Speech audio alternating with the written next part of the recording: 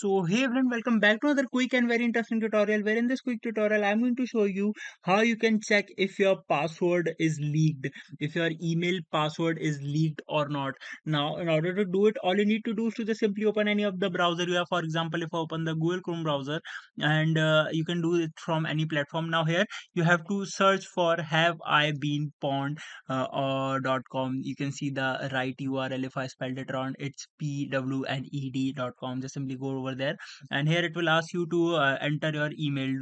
For example, let's just upload a sample email and hit check, and here it says I have been in one data breach. This mail is being in one data breach from this site, and it will tell you the details even in the depth as well for free.